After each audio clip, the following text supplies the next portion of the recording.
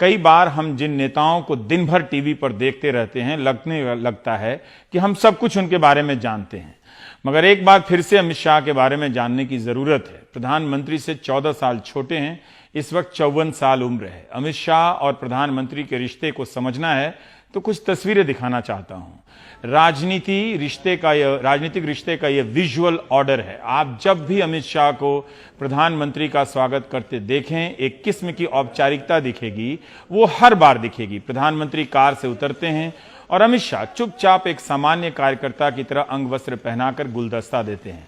आप कभी भी इसमें हेर फेर नहीं देखेंगे। जब भी देखेंगे एक ही किस्म की औपचारिकता नजर आएगी।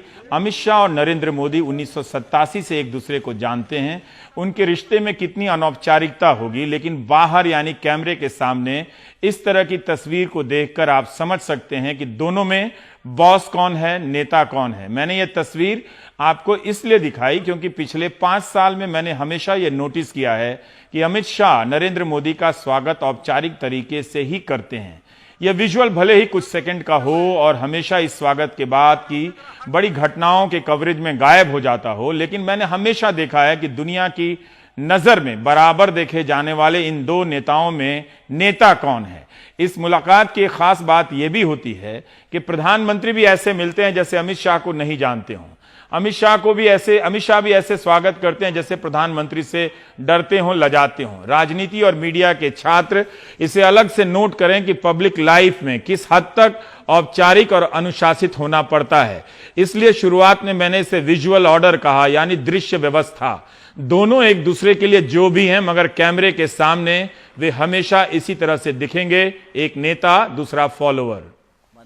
अमित शाह और नरेंद्र मोदी की खास बात यह भी है कि दोनों एक दूसरे का रास्ता क्रॉस नहीं करते हैं, काटते नहीं हैं। क्या आपको याद है कि अमित शाह इन 5 सालों में अमेरिका गए हों, लंदन गए हों, यहां वहां विदेश दौरों पर गए हों और वहां भाषण दे रहे हों? पिछले 5 साल में क्या आप एक भी ऐसी घटना बता सकते हैं? मुझे याद नहीं है। अमित शाह को पता है कि उनकी हद क्या है, कहां उन्हें जाना है और कहां प्रधानमंत्री को जाना है। उन्हें जानने वाले कहते हैं कि वे मुगालता नहीं पालते हैं, कंफ्यूजन में नहीं रहते अपने बारे में। उन्हें याद रहता है कि वे अमित शाह हैं, नरेंद्र मोदी उनके नेता हैं। 1987 से अमित शाह और नरेंद्र मोदी एक दूसरे को जानते हैं। अहमदाबाद के गांधी रोड पर चंद्रविलास रेस्तरां दोनों की स्मृतियों में आज भी याद है। जगह होगी उसकी, 120 साल पुराना है चंद्रविलास रेस्तरां। इस रेस्तरां में महात्मा गांधी और सरदार पटेल के आने की तस्वीर है, राज कपूर और अमिताभ बच्चन की भी। आग लग जाने के कारण अब यह पुराने जैसा तो नहीं रहा, मगर इस रेस्तरां की इनकी जिंदगी में एक छोटी सी जगह है। यहां की चाय और जलेबी के बीच एक दिन अमित शाह ने नरेंद्र मोदी से कह दिया था कि आप भारतीय जनता पार्टी के भविष्य हैं, एक दिन आप भारत के प्रधानमंत्री बनेंगे। उस वक्त नरेंद्र मोदी गुजरात के मुख्यमंत्री भी नहीं बने थे। बातचीत वाली यह जानकारी मैंने शीला भट्ट के लेख से ली है। थोड़ी मेहनत यह की कि चंद्रविलास रेस्तरां की तस्वीर आपके लिए मंगवा ली। इन दोनों ने तभी से गुजरात के बाहर की दुनिया को समझने का प्रयास शुरू कर दिया। जब तक आडवाणी 2009 में नाकाम नहीं हुए, दोनों ने अपने नेता का रास्ता नहीं काटा। ये रास्ता नहीं काटते, अपना बनाते हैं। उनके नाकाम होने के बाद से ही मोदी शाह की जोड़ी भाजपा की राजनीति में उभरने लगती है और फिर उसके सामने न जानो कितनों का रास्ता कट जाता है। सुशील मोदी को आप याद होगा, राजकोट में जयप्रकाश नारायण की सभा हो रही थी, उसमें सुशील मोदी आए थे, तब उनकी काफी अहमियत थी। अमित शाह अहमदाबाद से बस पकड़कर राजकोट गए थे जेपी को देखने। स्मृतियों की भी अपनी सीमा होती है। इंटरनेट पर अमित शाह के बारे में काफी कुछ पढ़ने को मिलेगा। इंडियन एक्सप्रेस में 25 जनवरी 2016 के दिन छपा शीला भट्ट का लेख आप पढ़ सकते हैं। शीला भट्ट ने उस लेख में लिखा था कि अमित शाह को बीजेपी का अध्यक्ष इसलिए बनाया गया है क्योंकि वे हिंदुत्व और राष्ट्रवाद को लेकर संकोच नहीं करते हैं, पीछे नहीं हटते हैं। 2016 के बाद की राजनीतिक घटनाएं और टेलीविजन कवरेज से आप इस बात का मिलान कर सकते हैं। अमित शाह एक समृद्ध परिवार से आते हैं, काफी भरा पूरा अमीर परिवार है। मानसा में उनकी पुश्तैनी घर है जो हेरिटेज है। 1980 में राजनीति में आने से पहले उनका पीवीसी पाइप का बिजनेस था, जिसे राजनीति में आने के बाद उन्होंने छोड़ दिया। बाद में उनके बेटे का एक विवाद हुआ, वो अलग बिजनेस है। अमित शाह के दादा स्टॉक मार्केट से जुड़े थे, तब वो स्टॉक मार्केट से जुड़े थे। सोचिए, सन 2000 में Ahmedabad district cooperative bank limited का अध्यक्ष बने और उसे सफलतापूर्वक चलाया। शायद बिजनेस के इन अनुभवों के कारण हो सकता है उन्हें वित्त मंत्रालय मिल जाए। अमित शाह खुद को चिपकू कहते हैं, वो इसलिए कि अपने लक्ष्य से चिपक जाते हैं। शीला भट्ट ने लिखा है कि अमित शाह मानते हैं कि अगर 2010 में कांग्रेस ने उन्हें जेल नहीं भेजा होता तो वे राजनीति के केंद्र में नहीं आते। जेल में उन्होंने कांग्रेस को हराने का प्रण लिया और इस वादे को पूरा करने के लिए 2014 में यूपी को चुना। 2014 में जब सब बीजेपी को यूपी में 40 सीट भी नहीं देते थे, तब अमित शाह 73 ले आए। अमित शाह गांधीनगर में आडवाणी के इलेक्शन एजेंट थे। जिस सीट पर आडवाणी को वो लड़ाते रहे, उसी सीट से इस बार सांसद बनकर राष्ट्रपति भवन के शपथ ग्रहण समारोह में पहुंच गए। सोहराबुद्दीन तुलसीराम प्रजापति केस और जज लोया केस के संबंध में कितना कुछ लिखा गया है, मगर आज वो दिन नहीं है, क्योंकि ये डिटेल हम बार बार सामने लाते ही रहे हैं। इस केस में अमित शाह बरी कर दिए गए हैं। सीबीआई की स्पेशल कोर्ट के इस फैसले को आगे भले न चुनौती दी गई हो, मगर इस केस की अमित शाह के राजनीतिक जीवन में बड़ी भूमिका है। उन्होंने कहा है कि जब भी उनके, शीला भट्ट से, कि जब भी उनके बारे में लिखा जाएगा, इस केस के बारे में लिखा ही जाएगा। सोहराबुद्दीन तुलसीराम प्रजापति केस उनकी छवि का हिस्सा है, जिसकी वे परवाह नहीं करते। वे अपना काम करते चलते हैं। 2007 का साल था, मैं नया नया रिपोर्टर था। गुजरात विधानसभा चुनाव के नतीजे आ रहे थे। मेरी तैनाती अमित शाह के घर पे ही हो गई। 2014 के बाद से मेरी अमित शाह से कोई मुलाकात नहीं है। इस बार जब 2019 में नतीजे आ रहे थे, तब बीजेपी ने चैनलों में भेजने के लिए 48 प्रवक्ताओं के जो रोस्टर बनाए, उसमें से एक भी प्रवक्ता का नाम मेरे कार्यक्रम के लिए नहीं था। मगर मैं 2007 के साल में अमित शाह के घर में था, बिल्कुल भीतर, उसी लाल माइक के साथ। अमित शाह जब अपनी मां का आशीर्वाद लेकर मतगणना केंद्र जा रहे थे, उनके पांव छू रहे थे, तब मैं अमित शाह के घर भीतर फिल्मा रहा था। वो मैं आपको दिखाना चाहता हूं।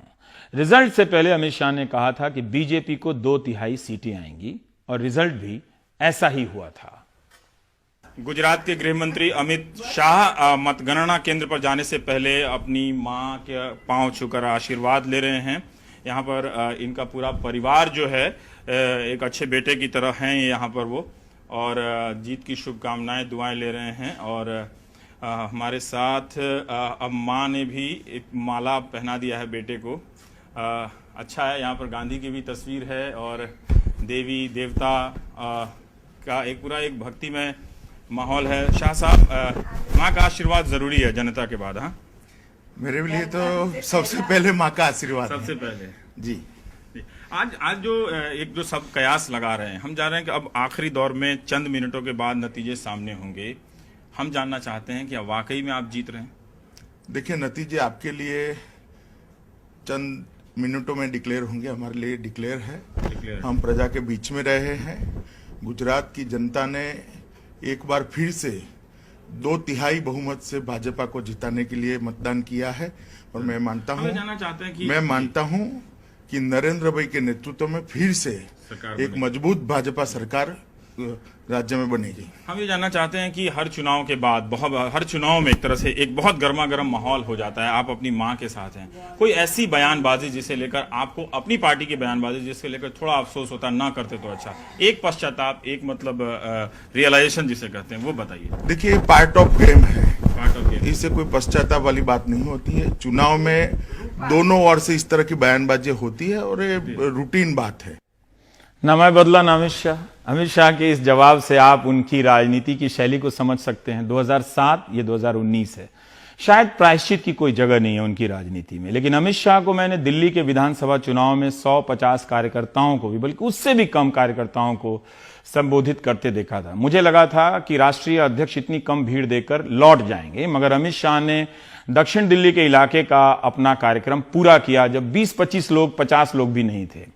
अमित शाह सोमनाथ मंदिर ट्रस्ट के अध्यक्ष हैं, गुजरात क्रिकेट एसोसिएशन के भी अध्यक्ष रह चुके हैं। एक राजनेता की जीवन यात्रा बहुत दिलचस्प होती है। वह कब किताब बन जाए और कब किताब का फुटनोट्स कोई नहीं जानता है। जो नेता होता है वो फुटनोट्स में भी रहता है और किताब भी बन जाने पर रहता है। अमित शाह ने बीजेपी को भी बदल दिया। दर्जनों जिलों में बीजेपी का नया दफ्तर बनाया गया। अमित शाह ने इनकी योजना बनाई और अपना कार्यकाल खत्म होने से पहले देश के कई जिलों में बीजेपी का नया आलीशान दफ्तर बनाकर तैयार कर दिया। दूसरी पार्टी के नेताओं के बारे में हमने सुना है कि वे पार्टी का पैसा लेकर दूसरे दल में भाग जाते हैं, मगर अमित शाह के निर्देशन में बीजेपी से लगता है कोई भाग नहीं सका और नए नए दफ्तर बन गए। दिल्ली का मुख्यालय भव्य तो है ही, इन दफ्तरों से भी एक नई राजनीतिक व्यवस्था का अंदाजा हो जाना चाहिए था। अमित शाह के ने कार्यकर्ताओं से कहा है कि अपने प्रदर्शनों गतिविधियों का पूरा रिकॉर्ड रखें ताकि आने वाली पीढ़ी के लोग उसे देख सकें, रिसर्च कर सकें, क्योंकि जुबानी इतिहास पर कोई यकीन नहीं रखता है। शीला भट्ट के लेख में यह लाइन पढ़कर भी हैरानी हुई, इतिहास के मूल विषयों को जुबानी तौर पर बदल देने वाले अमित शाह और उनकी पार्टी की रणनीति इतिहास में तथ्यों और सोर्स को कितनी गंभीरता से लेती है। यह इतिहासकार सुनकर उन्हें कितना संतोष होगा। शपथ ग्रहण समारोह का अपना जलवा होता है। आम लोगों के जीवन से जुड़े मंत्रालयों को हम मीडिया वाले कितना महत्व देते हैं। सोचिए, देश भर में सूखा है मगर जल संसाधन मंत्रालय किसे मिला, क्या इसे लेकर कोई चर्चा है? गृह मंत्रालय किसे मिलेगा, इसे लेकर हम सभी पत्रकार चक्कर में रहते हैं, क्योंकि आप दर्शकों के सामने हम भारी भरकम फूफा लगते हैं कि हाँ, ये जानते हैं दिल्ली की सत्ता व्यवस्था को। सत्ता हमारी सोच पर हावी होती जा रही है। उस सोच तक सत्ता पहुंचती है कैसे, इसकी एक मिसाल है ये शपथ ग्रहण समारोह। हजारों मेहमानों से भरे राष्ट्रपति भवन का यह प्रांगण किसी टीवी सीरियल के सेट की तरह लग रहा है। उदारीकरण के दौर में हमने जिस भारत को टीवी सीरियलों के जरिए देखना शुरू किया था, वह भारत आज राष्ट्रपति भवन के प्रांगण में सेट की तरह ही तो भव्य नजर आ रहा है। यहां आने वाली हस्तियां शपथ ग्रहण समारोह को किस्से कहानियों में बदल रही थीं। अनेक चैनलों के जरिए दूर दराज के इलाकों में बैठे लोग जब इन हस्तियों को देख रहे होंगे तो यहां तक पहुंचने का सपना भी देख रहे होंगे। सत्ता की भव्यता आम घरों में इसी तरह देवत्व लिए प्रवेश करती है, सपना बनती है। कोई राजू प्रधानमंत्री बनने का सपना देख रहा होगा, कोई सुनीता प्रधानमंत्री बनने का सपना देख रही होगी। राजनीति और मीडिया के इस मोदी सिस्टम दौर में आप विजुअल ऑर्डर को नहीं समझेंगे तो मोदी दौर को नहीं समझ सकते। सब कुछ कैमरे की निगाह से भव्य है। इस भव्यता के दो छोर हैं। एक छोर पर प्रधानमंत्री मोदी हैं और दूसरे छोर पर वो तमाम विशिष्ट लोग जो आज के दिन खुद को खास समझ रहे हैं, मगर उन्हें कैमरा आम लोगों की तरह दिखा रहा है। सब कुछ कितना करीब का लग रहा है, मगर तब भी दूरी का हिसाब ठीक ठीक बिठाया गया है। भारत अपनी नियति को दर्ज कर रहा है।